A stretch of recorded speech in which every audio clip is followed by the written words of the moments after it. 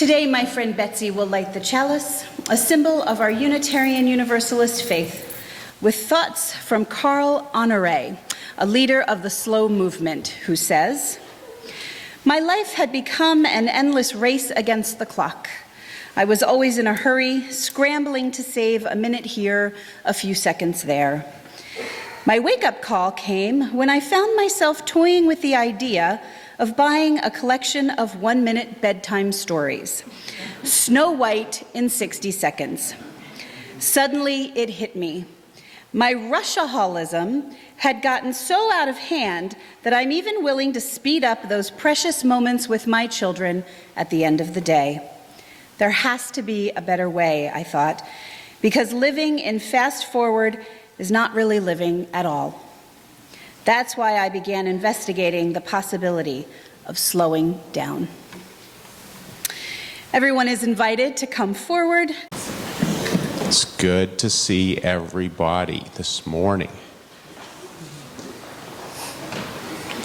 Annie, will you guys come on up a little bit? Everyone down low.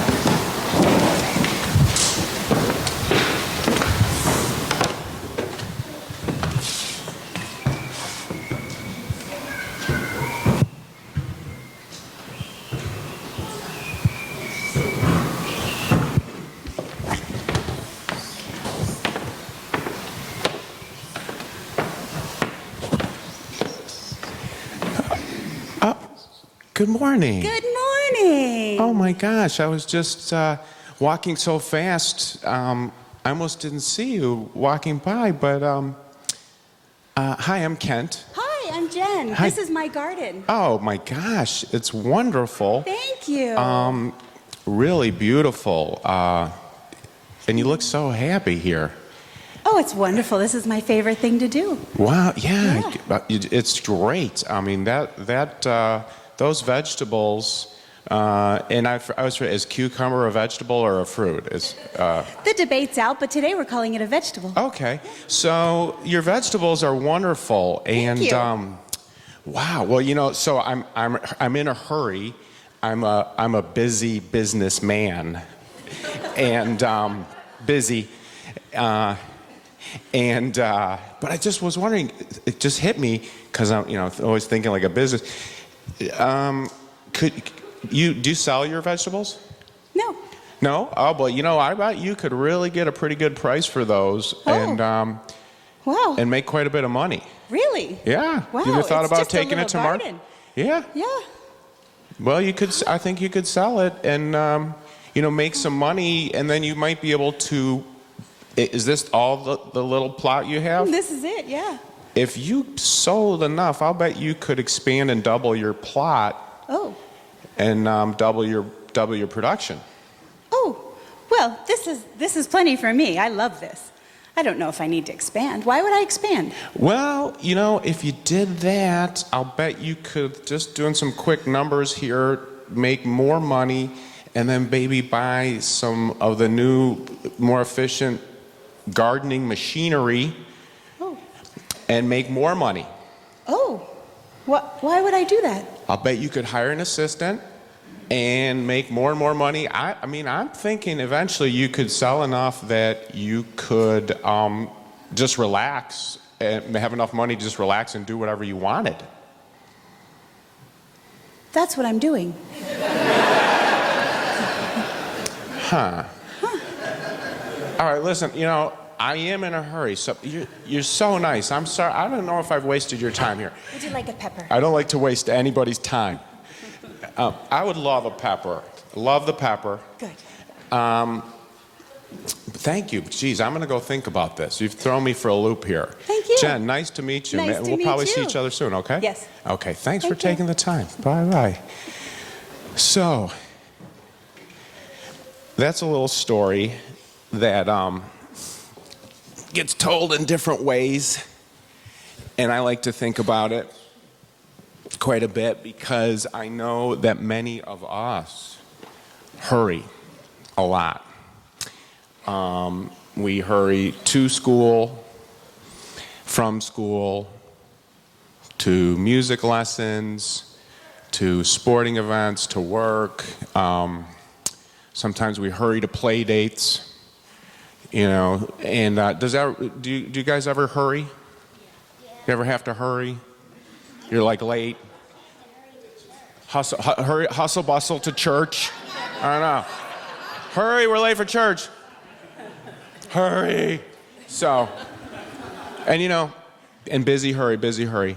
So, it's a long story, the hurry, hustle, bustle story, but I can tell you this, the adults need your help because sometimes we get turned around and don't know if we're hurrying or hustle bustling for the right reasons. And today we're talking a little bit about slowing down, breathing, just and being in activities that make us happy, like Jen with her gardening. Are there activities that you like to do just because they make you feel peaceful or happy? I like making jewelry and turning things. I like recycling in a creative way. Like my sister, awesome. As a Christmas present for our Christmas party, she got this Hello Kitty dance mat piano. So I used the box to make a poster that says, "Just be happy." Oh my gosh, listen, that's outstanding. That tender. Caleb, what do you like to do? Just be happy. Watch the Super Bowl. Cha-ching. All right.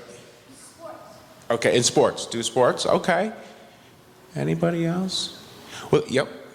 Viv? I like to read. Nice. I know a lot of other kids have said that this week. I like to read too. Wonderful. Well, listen, this is one of the things we come to church for because sometimes we sometimes we forget. Sometimes we hustle and bustle so much that we forget what it is we actually enjoy doing just to be thankful for being alive and connect with some opportunity. It could be very simple, like having a glass of milk and cookies or a cup of tea. So, if we can all keep sharing those experiences and doing them together, that's it recharges our soul batteries. So I appreciate all those sharings from you and with you. Now listen, little segue to tonight and singing you guys out. The Super Bowl, so the Eagles have not won the championship since 1960. They've never won a Super Bowl. It's a big thing for the city. I think of it more as a way for the city and the region to just connect with joy and support for one another.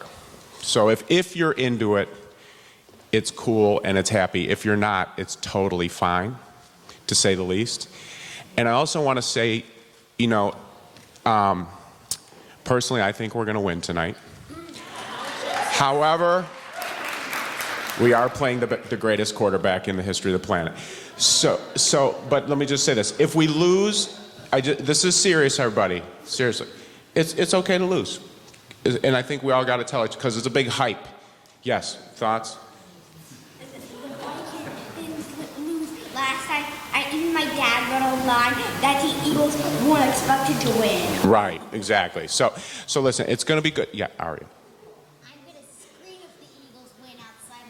Okay, we'll scream. Okay, we got to go on to the next thing. I'm so sorry, guys. But I just want to say, if we lose, it's totally fine. And we're going to sing you guys off now with a fight song, okay?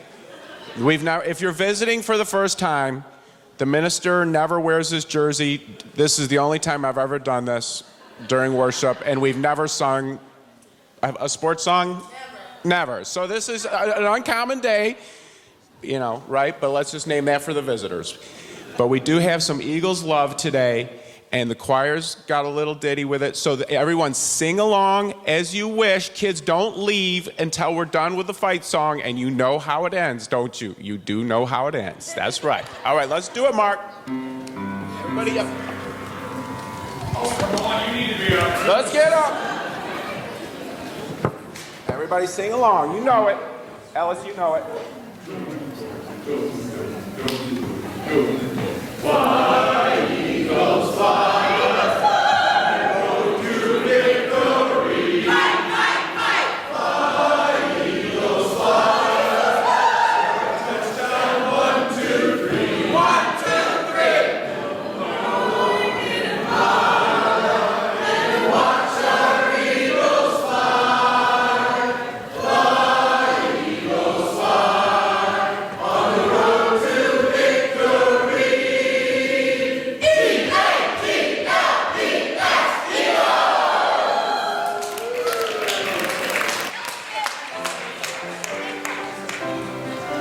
Each month we have a spiritual theme which connects us in worship and in small groups.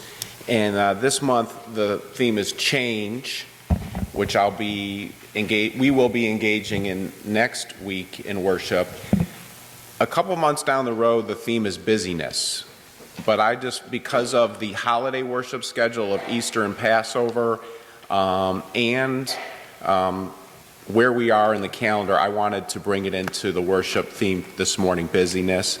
I think for many of us at USG, we go into the holiday schedule, which starts early and wonderfully with Day of the Dead and Diwali, and then we go through Thanksgiving and Christmas and the New Year, and Dr. King Day is a huge deal for us around here, and it feels like you hit a finish line.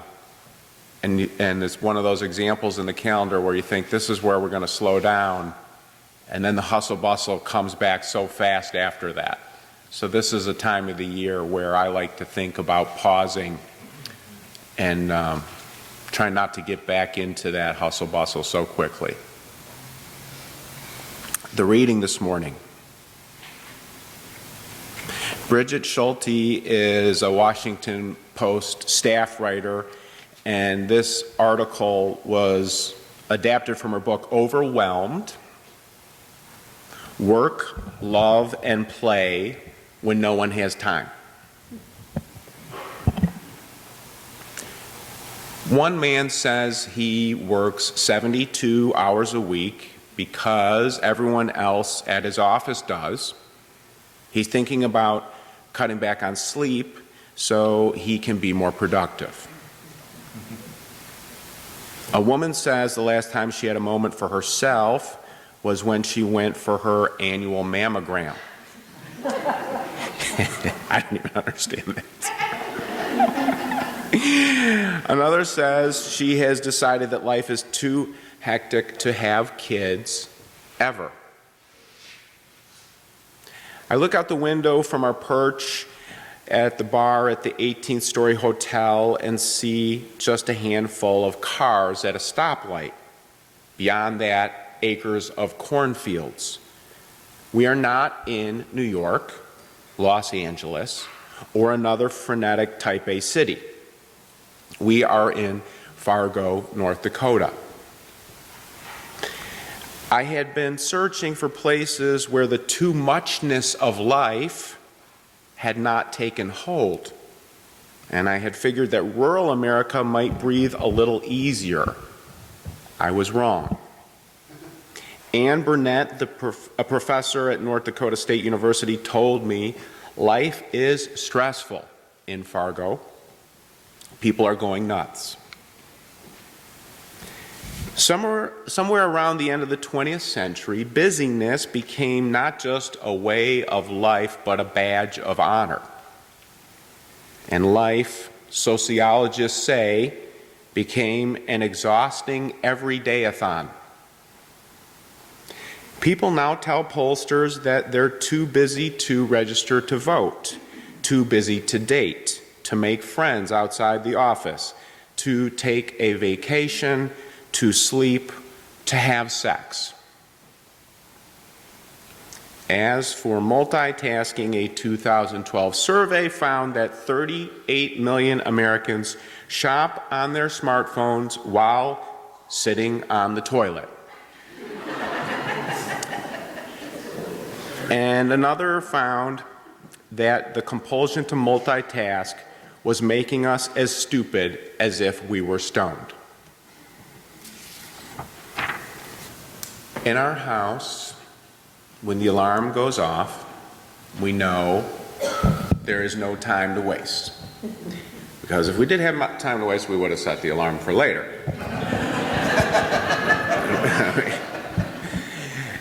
After jumping up, the four of us walk around, half awake, sometimes grouchy at each other, not knowing why are you grouchy at me? I'm half awake. Bumping into each other, getting dressed, brushing teeth and hair, packing lunches. Sounds familiar, I'm sure, to many. I'm embarrassed to say this one. We all eat breakfast in the car, Monday through Friday. Not recommended for health habits. On the way to school or work, well, eat breakfast in the car, no time to waste. Forget to bring something, school permission slip, jacket, returning to a friend, one of the kids' bottles of water, at least once or twice a week, because the brain's not totally functioning properly. And we know many, many people with similar routines. I often want to simplify. A lot of days I just feel like coming over and just going somewhere and just sitting down. Sit down.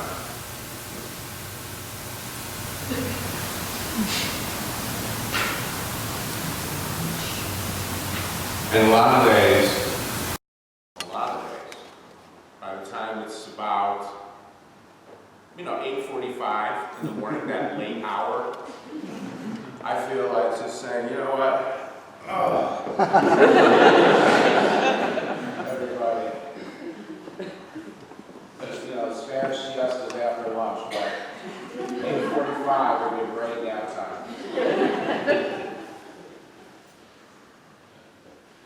So, I don't know if anybody else identifies with that, but it's true. I do it once in a while. It's a privilege of having an office where nobody can see me if I'm on the ground. That's true. My dear friend from college, Patrick, and I talk about once a week on the phone, and a long time ago we made a pact. And our check-ins on the phone were free to say that we're busy. But we can't say that we're surprised that we're busy, because that would be a sign of losing our grip on reality.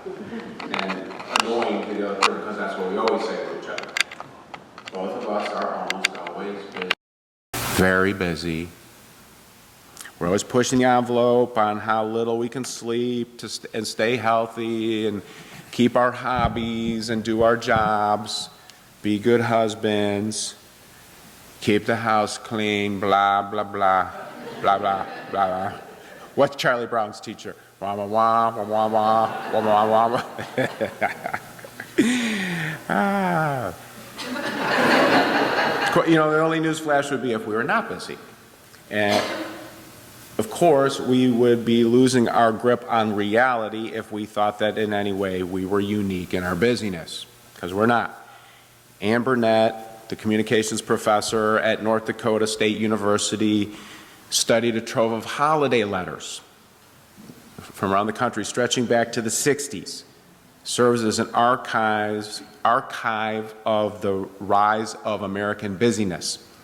Words and phrases that began surfacing in the 70s and 80s: hectic, whirlwind, consumed, crazy, constantly on the run, way too fast, now appear with astonishing frequency, she says. Now it's just a given that people, including in Fargo, are going nuts with busyness. Around the country, many people say they're too busy to vote, take vacations, sleep, or have sex, and a lot of people shop on their smartphones while sitting on the toilet. I thought that is a good use of time, by the way. I have to say. You've got to get it done. And it's true that with Americans, busyness often translates to anxiety. Nearly 1 in 5 of us has anxiety disorder. We spend over $2 billion a year on anti-anxiety medications. College students are often described as more stressed out than ever before. Who knows if it's true? There are many explanations for the nerves, such as less cohesive communities and the constant self-comparison that is involved in the social media. When I'm giving pastoral care to folks, a majority of them are dealing in some level with anxiety or depression, but a lot of anxiety. It's in the groundwater, and for folks who don't suffer for it, I'm highly interested in how they achieve that, to not be absorbing the anxiety that's groundwater in the culture. Now, of course, many times busyness is not a choice, and busyness is not always bad, of course. We do things for the good, many times because we have to. It's good to be able to work to make ends meet, to fulfill duties, to take care of ourselves, and doing can make us feel good. It can make us feel good to go to work, volunteer, including here at the church. These things, there is a spirituality in service and doing which is real. And just including down to the most basic. When I'm feeling jammed up, sometimes not right, just vacuuming the carpet can really help pivot my emotions to better. We can act our way into feeling better. That's all true. But we know the pendulum can swing too far, and in many ways it probably has for some time now.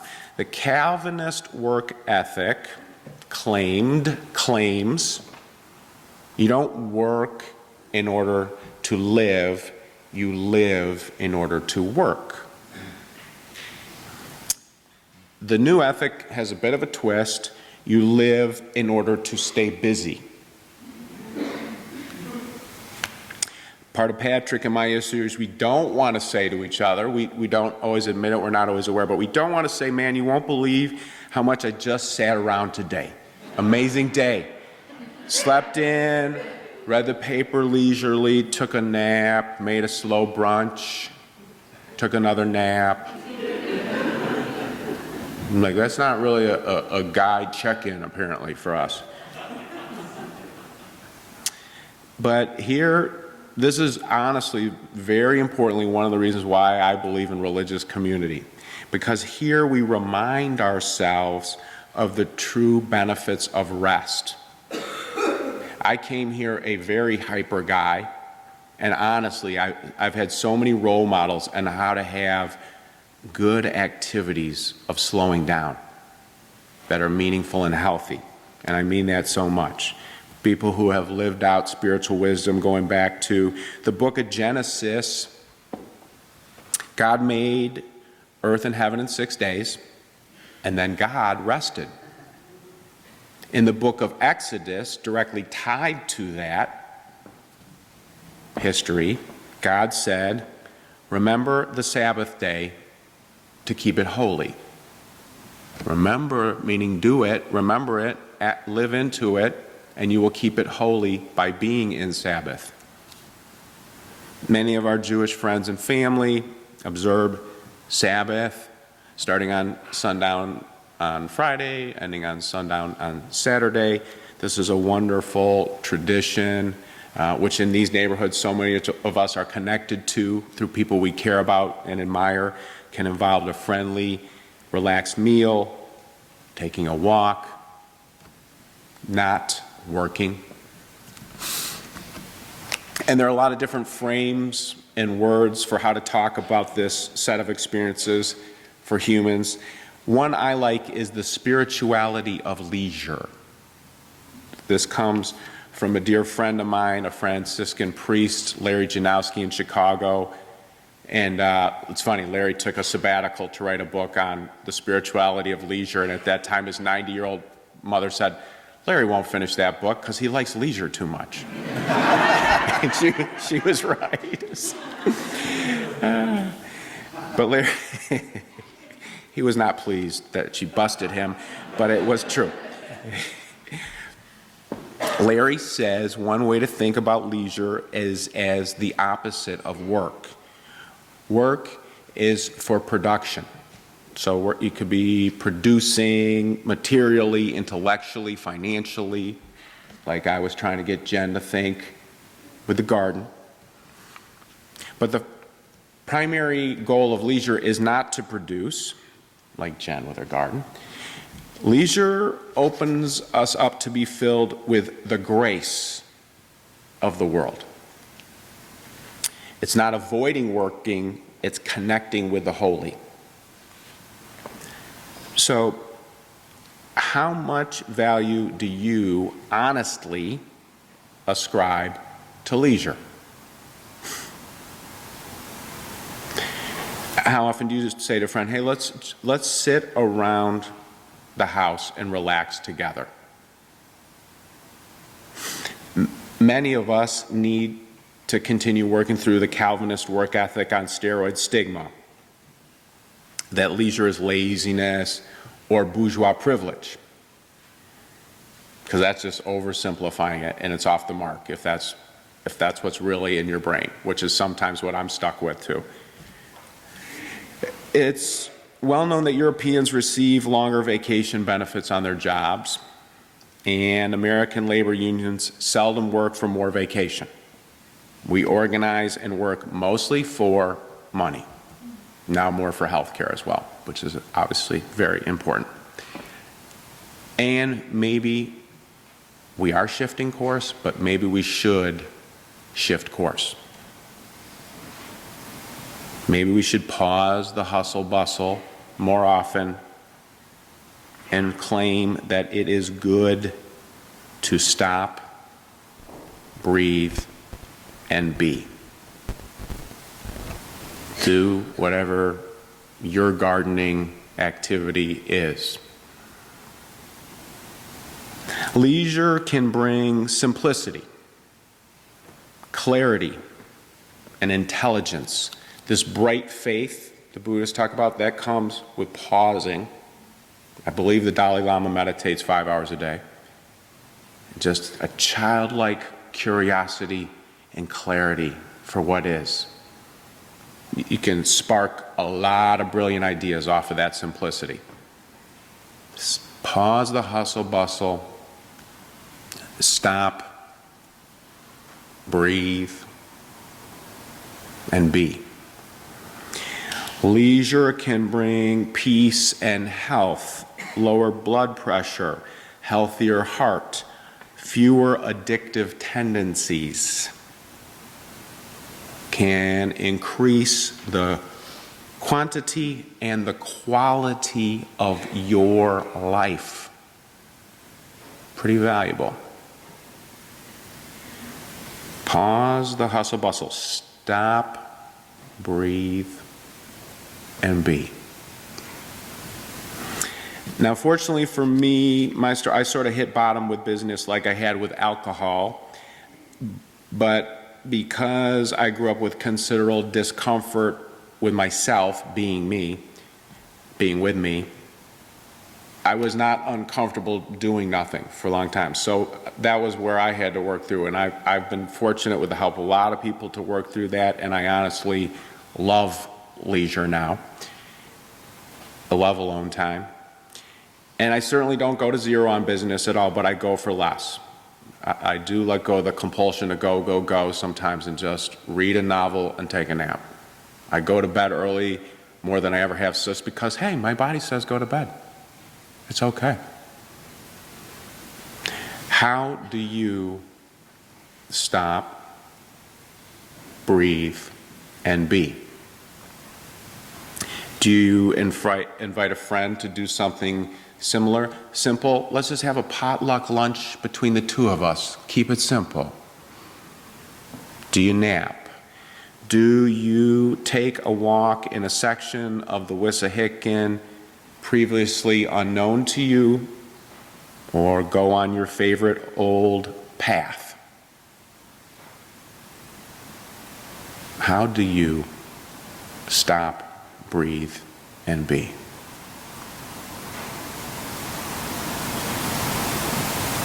Knowing that it is a gift to be simple, let us sing this hymn together in that spirit. 16 in the gray hymnal.